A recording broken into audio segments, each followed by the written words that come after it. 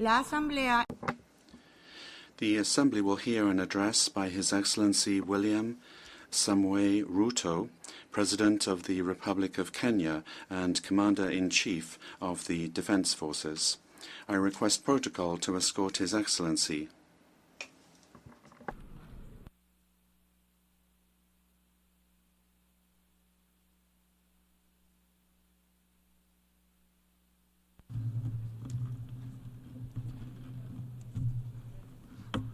Your Excellency, President of the 79th session of the United Nations General Assembly, Ambassador Philemon Yang, United Nations Secretary General Mr. Antonio Guterres, Excellencies, Heads of State and Government, distinguished delegates, ladies and gentlemen.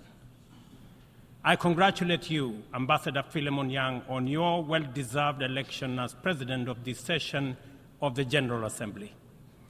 Mr. President, I welcome the choice of your theme, Unity in Diversity for the Advancement of Peace, Sustainable Development, and Human Dignity for Everyone, Everywhere, which resonates with the core principles of the 2030 Agenda and aligns closely with the core values and mission of the United Nations. Excellencies, the world is at a challenging moment and in a most precarious international security dispensation. The promise of the United Nations Charter to save succeeding generations from the scourge of war has been profoundly shaken. From land to sea and from air to the outer space, global peace, security, and stability are increasingly under threat. Conflicts and tensions pervade every frontier, undermining the collective security that international cooperation seeks to uphold. Cases of polarizing narratives, factionalism, social upheavals, organized crime, war, and stockpiling of weapons of mass destruction are at an all-time high. Great power rivalry is intensifying, provoking regional competition and inducing geopolitical and geoeconomic realignments and tensions. The subtle nuances of them versus us has produced negative coalitions, wars, tensions, as well as eroded trust and confidence in global multilateral system.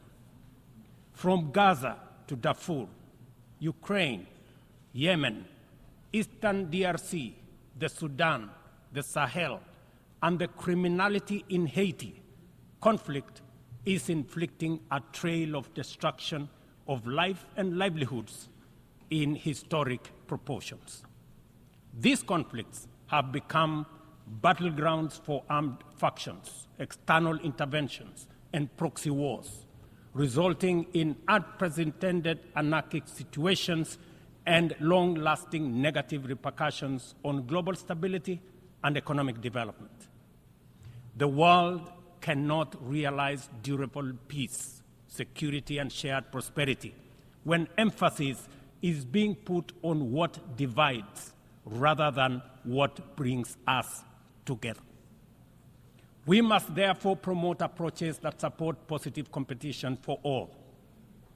The perilous security landscape is further complicated by emerging threats stemming from human advancement, cybersecurity threats, and sophisticated cyber attacks on critical infrastructure pose significant risks to national security and global stability. Furthermore, the proliferation of advanced technologies such as artificial intelligence in the military domain and autonomous weapons systems has introduced new challenges for arms control and international regulation. Regrettably, the world's most powerful states have increasingly chosen unilateralism and militarization over dialogue and diplomacy. As a consequence, the capacity of our multilateral institutions to maintain and enforce peace, even in national crises with significant regional impacts, is severely undermined. Even worse, a resurgence of nuclear arms race, buoyed by the intensifying geopolitical rivalries and tensions, has made the possibility of a catastrophic nuclear warfare a real possibility. Our vision of a world free from nuclear weapons and other weapons of mass destruction is dying incrementally. We must not sit back and leave the future of upcoming generations to fate. We must intentionally rise to the occasion to meet the challenges of our time by reaffirming the core values of the UN Charter. We need to muster the political will and collectively reinforce our diplomatic efforts to confront the security threats through comprehensive, multi-pronged, and context-specific approaches. Excellencies, Kenya's commitment to international peace and security is unwavering. We continue investing in efforts that promote stability and harmony both within our region and beyond. We are committed to continuing to mediate, facilitate, and support peace initiatives and processes in our region, contributing to regional peace operations and the UN peacekeeping missions. Through our participation in the Africa Union Transition Mission in Somalia, we have stood side by side with our sisterly neighbor, Somalia, in their fight against Al-Shabaab. We are proud that Somalia will soon take up a seat as a non-permanent member of the Security Council, underscoring the tremendous progress achieved in consolidating peace and stability in that country. The UN must, however, continue to support Somalia in forging an agreement on the post-2024 security support. Kenya welcomes the adoption of the Security Council Resolution 2719, establishing a framework for financing Africa Union peace support operations through UN-assessed contributions, thereby enhancing our collective peacekeeping efforts. A well-funded AU peace operation are not only an African priority, but a global good, considering the complexity and interconnected nature of emerging threats to international peace and security. Earlier this year, under the request of the leadership of South Sudan, I launched the All-Inclusive Tumaini Initiative, bringing together the warring parties and the political leadership of South Sudan to address the root causes of the protracted conflict in that country. I commend the leadership of South Sudan and all the participating parties for their commitment to the peace process. I also thank all regional and international partners for their unwavering support, both political and financial, to the South Sudan Tumaini Initiative. Ladies and gentlemen, at the last General Assembly, I announced Kenya's readiness to lead a multinational security support mission to Haiti at the Haitian government's request.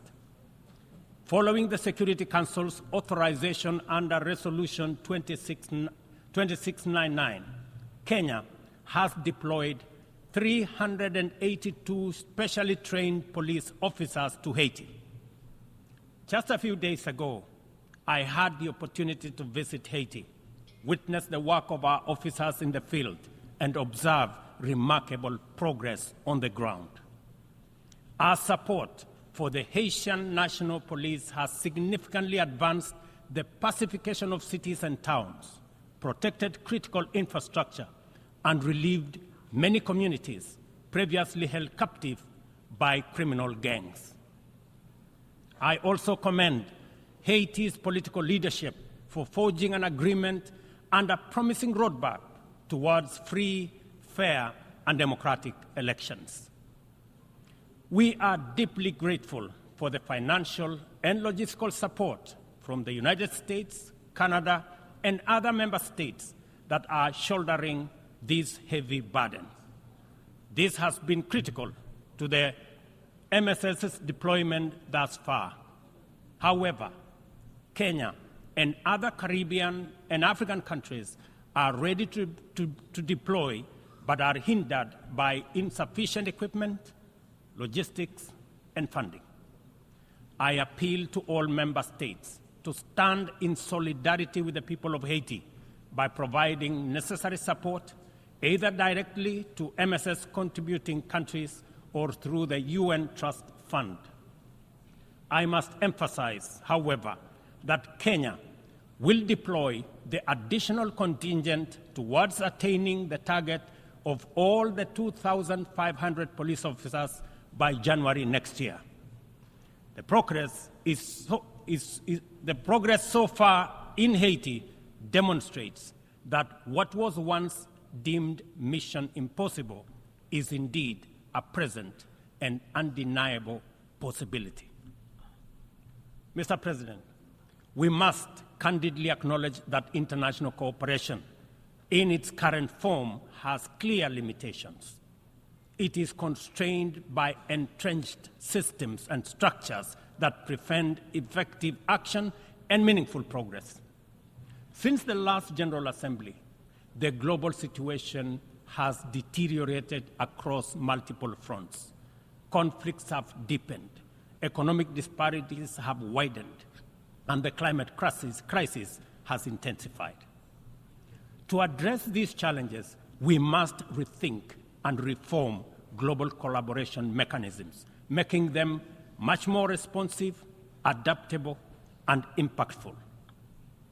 The existing international security architecture, represented by the UN Security Council, continues to hamper efforts to maintain international peace and security.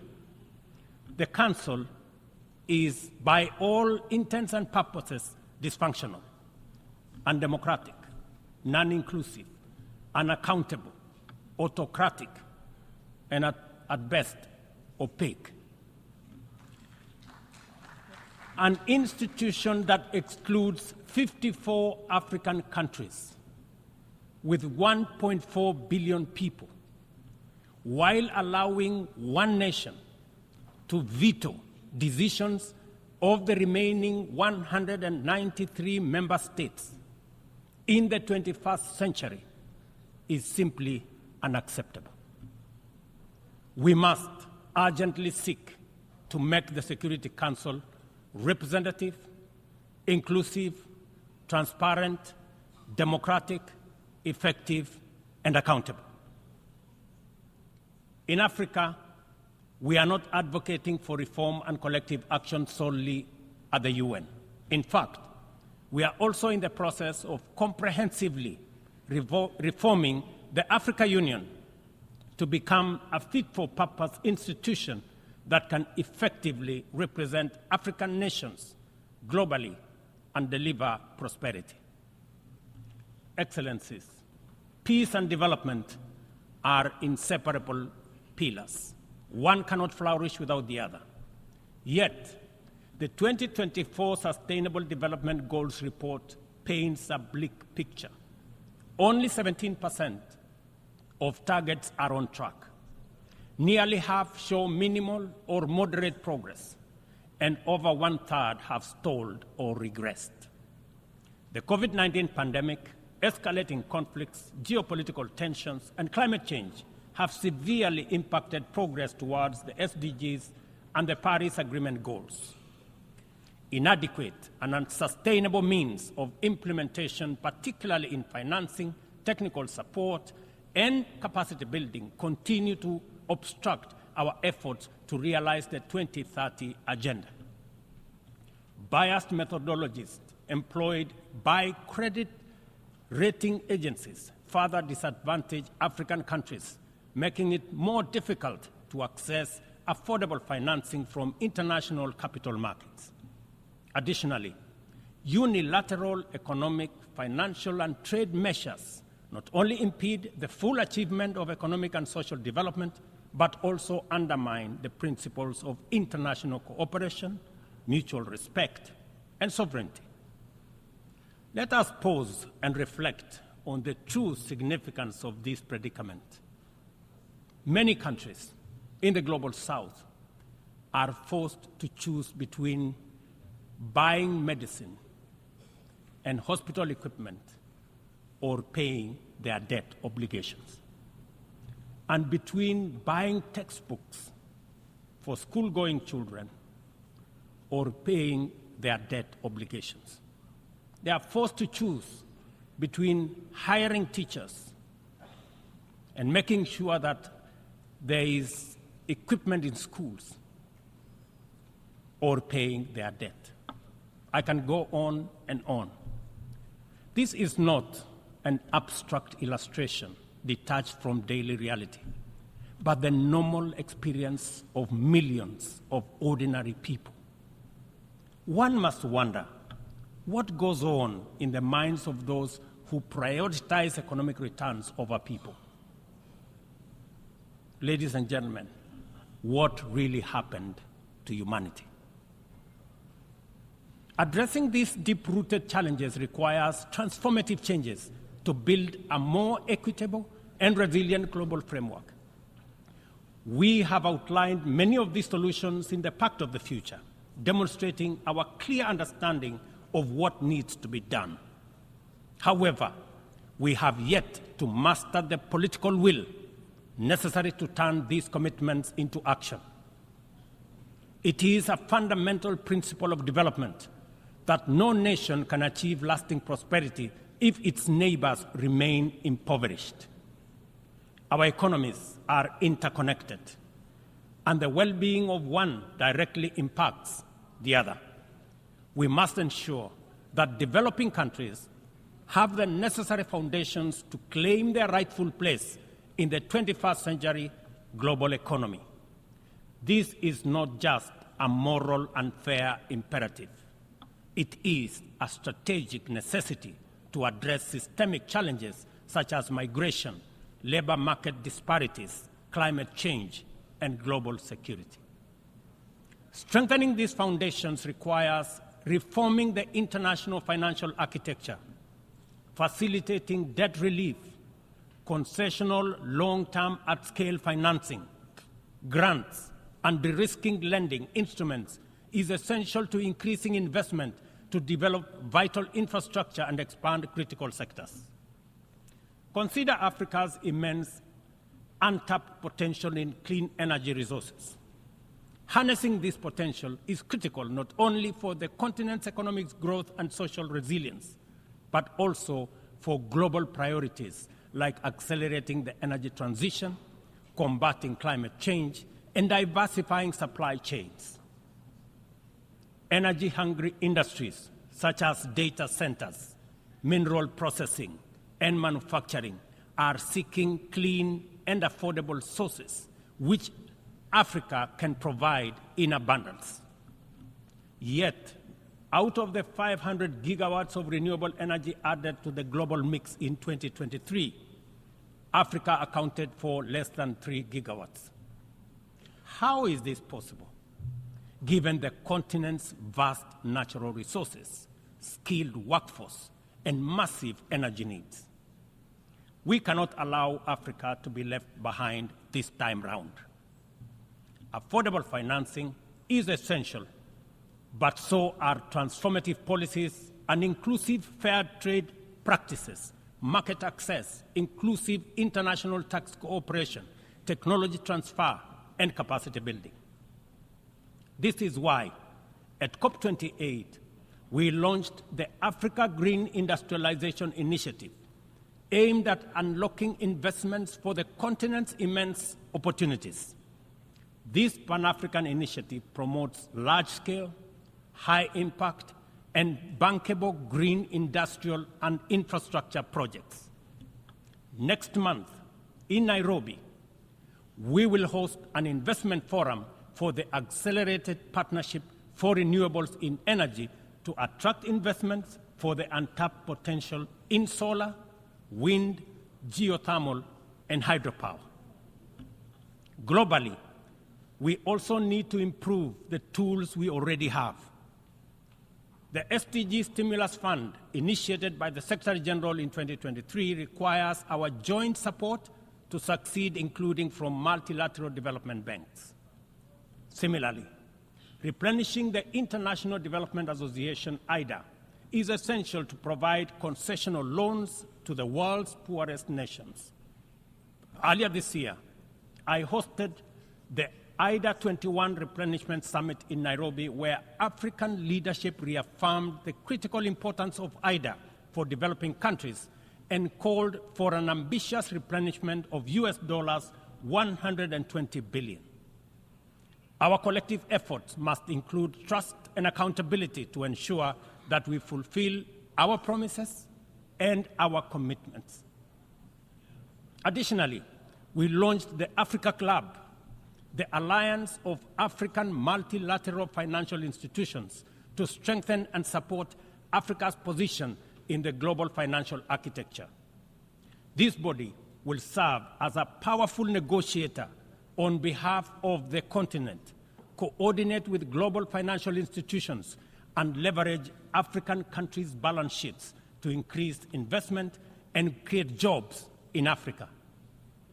We believe that African institutions such as the Afri-Exim Bank, Trade and Development Bank, the Africa Finance Corporation, among others, understand the continent even better.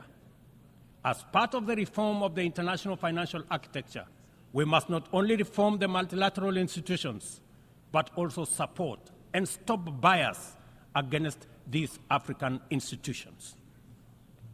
Excellencies, ladies and gentlemen, climate change remains one of the greatest challenges of our time.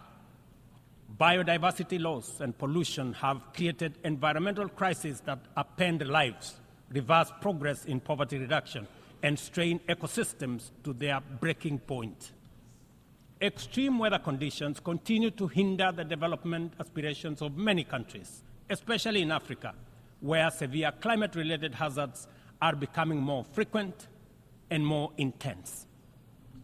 In 2022, over 110 million people in Africa were directly affected by climate-related disasters, resulting in more than $8.5 billion in economic damages. According to the Emergency Event Database, there were approximately 5,000 fatalities, though the toll is likely to be higher due to underreporting. We are at a crossroads, and the path to correcting the climate course is clear. COP29, to be held this November in Baku, Azerbaijan, presents a critical milestone in ensuring that the solutions we implement are rooted in fairness and opportunity for everybody. However, the new climate financing goal expected at COP29 faces significant hurdles as deep disagreements persist over who should contribute and how much funding is needed. Without swift resolution, these divisions risk derailing our collective progress on climate action, just as the global situation becomes increasingly urgent. Let me be clear. Political posturing and inaction will neither protect the vulnerable from the consequences of a runaway climate crisis, nor save our civilization from ecosystem collapse. It is therefore critical that all nations step forward to meet this moment with ambition and responsibility. As we confront the escalating impacts of climate change, we must also recognize the interconnected environmental challenges we face, such as plastic pollution, which continues to wreak havoc on ecosystems and threatens global sustainability. It is imperative that we adopt a robust global plastics treaty during the 5th round of negotiations in Busan in the Republic of Korea this November. Kenya fully supports an ambitious outcome and the African proposal to establish the Treaty Secretariat in Nairobi, thereby reinforcing UNEP's role. It is indeed unfortunate and regrettable, ladies and gentlemen, that UNEP is the only body where secretariats of conventions created under it are increasingly being carved out and located elsewhere. UNEP, being one of only 2 UN headquarters in the Global South, must not be cannibalized for whatever purpose or reason, let alone excuse. Mr. President, as the host country of UNEP and UN Habitat, I take this opportunity to thank the Assembly for approving the upgrade of the infrastructure at the United Nations office in Nairobi, the largest UN campus in the world. This project includes the construction of new office space and the design of ultra-modern conference facilities. These developments mark a significant milestone towards enhancing the quality and accessibility of Secretariat services to member states. Not only will they serve current needs, but they will also strengthen the future success of multilateralism. We look forward to the Assembly's continued support as construction begins in 2025. It will be critical to ensure that UNON receives sustainable and predictable resources to ensure the timely completion of this upgrade. Kenya will continue to play its part in ensuring that UNON fulfills its mandate. Accordingly, the Government of Kenya has undertaken extensive improvements and expansion of physical infrastructure around the complex and will continue working towards making Nairobi a regional and humanitarian hub for the United Nations. Mr. President, Excellencies, ladies and gentlemen, as we reflect on the theme of this session, the call for unity in diversity in the pursuit of peace, development, and human dignity, it is evident that we must reimagine international cooperation to align with the complex realities of the 21st century.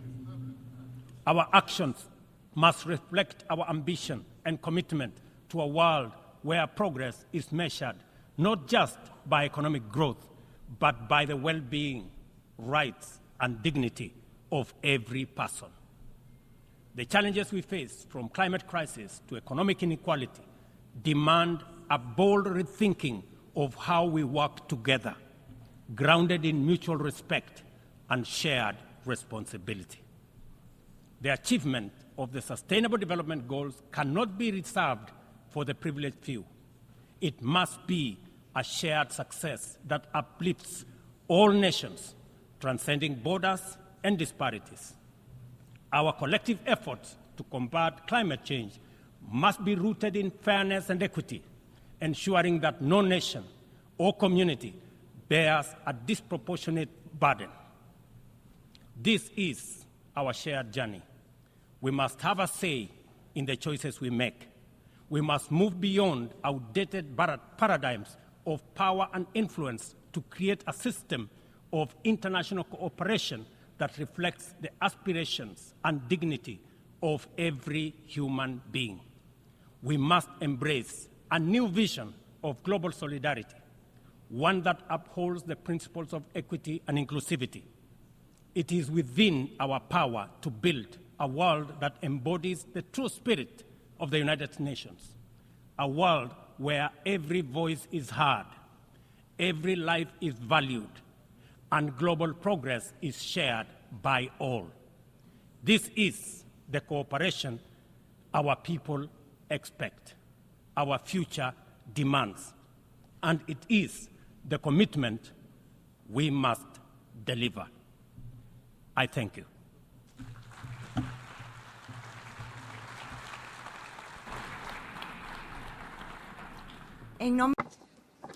On behalf of the Assembly, I wish to thank the President of the Republic of Kenya and Commander-in-Chief of the Defence Forces.